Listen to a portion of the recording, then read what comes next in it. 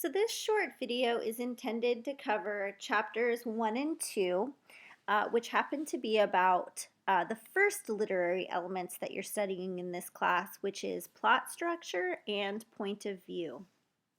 So in class, when it came to plot, I asked you to be able to identify the following. So who is the protagonist and antagonist, and to be able to explain and understand what roles these characters have in the story. I also asked for you to understand the general pattern of a story or the story arc or the plot structure, and in particular, understand that based on three specific terms: the exposition, the climax, and the denouement. So let's start with the protagonist. The protagonist is the central character in the story. The character that is involved in the conflict, and the story usually revolves around this character. So if we think about one of the stories you've read, like The Telltale Heart, we'd identify the killer as the protagonist in Poe's story. The killer is sort of battling a conflict about whether or not to rid himself of this evil eye, or maybe whether or not isn't exactly correct, maybe how to rid himself of this evil eye. The story is sort of about his struggle to do that. And we also understand his thoughts and feelings and motivations because he's also the narrator of the story. So we can make a pretty solid case that the killer is the protagonist. Now, when thinking about what is the force at work against the main character or the antagonist, which can be some kind of force or it can be a different character in the story, uh, some may wonder if the evil eye or the old man is indeed the antagonist, or if the heartbeat underneath the floorboards is an antagonist. But remember, an antagonist doesn't have to be a character or person. It doesn't have to be the old man. And in this case, we might argue that the narrator or the killer's own madness is the antagonist. Since the old man's eye is not necessarily evil, it really is just the cataract eye of an old man. And the heartbeat isn't really beating underneath the floorboards. Those are all imagined, irrational kinds of thinking, driven by the protagonist's madness. So in this case, we can argue that there's no antagonist character except for the protagonist's own madness or irrationality. In terms of the story arc, remember I asked you to think about the exposition, the climax, and the denouement. But remember, the exposition is just the setting of the scene. It's the way the story begins, and not all stories begin at the beginning. You may have a story that begins at the end of the story and actually flashes back to previous events.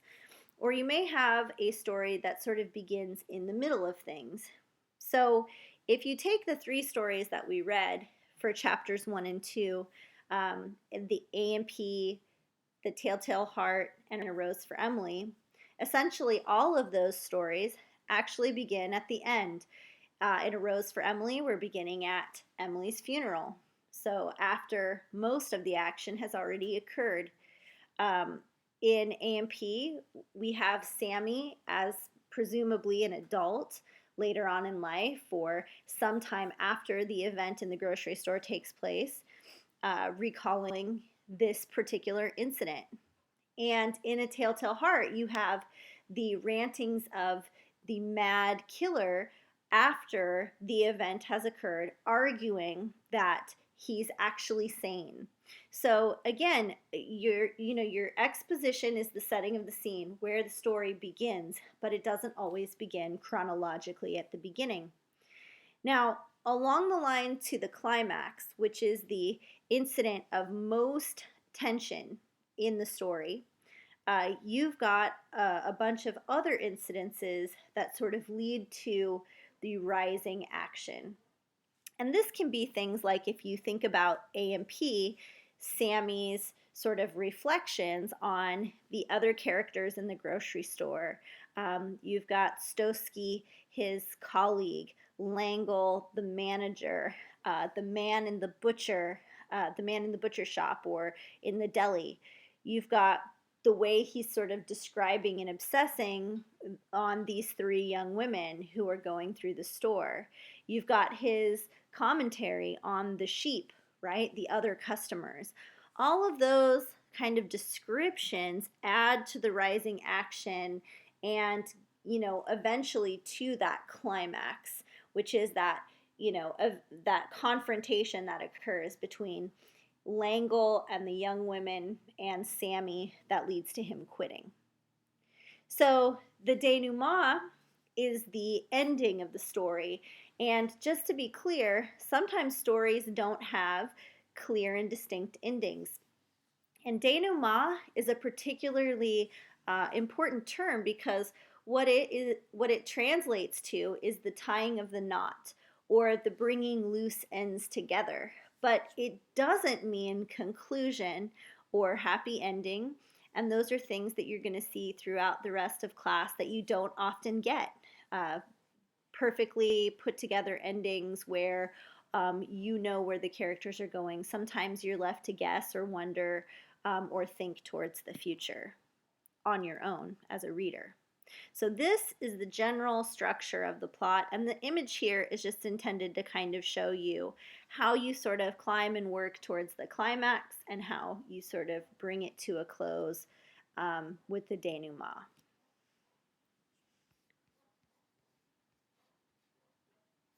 Okay, so chapter 2 is on point of view, and this is really the who is the narrator and what kind of narrator are you encountering in this particular story. So the questions that you received in class: who or what is the narrator? Is the narrator a participant or non-participant narrator, and what do those terms mean? And then having an understanding between the omniscient, the limited omniscient, and an objective narrator, and to decide whether or not all narrators should be believed. Okay, so let's just go through and define these terms quickly. So first of all, the narrator is the person or entity who tells the story. Now, we talked in class about how your narrator doesn't have to necessarily have to be a person. It could be that someone's pet is telling the story. And so you get the perspective of man's best friend, the dog. So it doesn't always have to be a person. You could have a narrator that is unknown and not participating in the story. Maybe somebody who has godlike powers, maybe even God or a god himself or herself. So it could be a person or entity who's telling the story. So a participant and non-participant narrator are pretty self-explanatory. Someone who is participating in the action of the story, that's a participant narrator. A non-participant narrator is going to be someone who is just an observer, one who does not contribute to the action of the story. And to make this sort of complicated, we actually thought about in class whether or not the narrator in A Rose for Emily, which is either a townsperson or maybe the consciousness of the townspeople telling the story, are they or he or she a participant or non-participant? And so we had some sort of interesting conversation around that. Many people felt that those were more objective narrators, just telling what they see of Miss Emily. But others pointed out that the narrator in the story, or the collective consciousness of the town, actually does sort of instigate some problems for Emily when they ask the Baptist minister to come and visit her and request that her cousins come because they're sort of worried about her improper behavior. And if it hadn't been for them, maybe Homer Barron would have continued to stick around.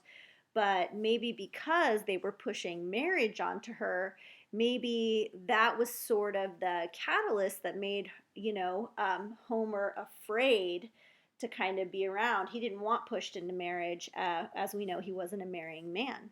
So, participant and non participant narrator is something you want to be able to identify. And sometimes it's not easy, you've got to think it through. In terms of omniscient and limited omniscient, remember these are narrators with special supernatural powers. An omniscient narrator is somebody who has all knowing, all seeing vision. That means that narrator can see into the minds, into the thoughts, into the feelings of all the characters in the story. A limited omniscient narrator has the power, for example, to see into maybe the thoughts and feelings of one character, maybe the protagonist, but other characters, the omniscient or the limited omniscient narrator is not able to tell us about the feelings and thoughts of other characters in the story. Therefore, the narrator is limited to one particular character. In terms of objectivity, we wonder if there is such a thing as an objective narrator. An objective narrator has to be a narrator that doesn't have any personal stake or bias or opinion in the story. So, we think about Sammy. So Sammy in A&P tells his own story, and his story exists to, explain something from his perspective and is therefore colored by his viewpoints. So he's not a very objective narrator. We can't necessarily trust that everything he tells us is exactly the way it happened and that it isn't sort of swayed or moved because of his own biases. The same is true in The Telltale Heart. The killer in that story, or the narrator, wants to convince us that he or she is not mad, and that really that character is very calculating and very intentional, very calm, and has done what he or she has done for rational, thoughtful reasons. So that person is clearly not mentally sound, and so again is not an objective narrator. And then lastly, we have the townspeople. And the townspeople in A Rose for Emily sort of see Emily as a relic, as sort of an interesting, freakish, tabloid-like person. And so, again, their view is not necessarily truthful. It's, again, colored by their own biases. And this takes us to the last sort of bullet point here, which is, can narrators be reliable and can they be trusted? Well, some can't, and it's important that we recognize that so that we don't necessarily take the story as truth, but rather someone's perception of truth. And again, that brings us just to this photo, the image of the old and young woman, and that depending on who's telling the story, or in this case, who's viewing the image, you get a completely different picture of events. And that's why narrators are so important. If Emily had told her own story, we would have a very different version to work with. If her manservant had told the story, we would get a very different version of events. Because the townspeople tell the story, we get a lot of mystery and suspense that might not otherwise have existed in another version of the story. So again, just this is intended to demonstrate that point of view is an incredibly important thing. All right, so this takes us through the end of our discussion of chapters 1 and 2. And hopefully this is just a helpful reminder in the event that you need something to help you kind of remember what plot structure is or the way point of view works.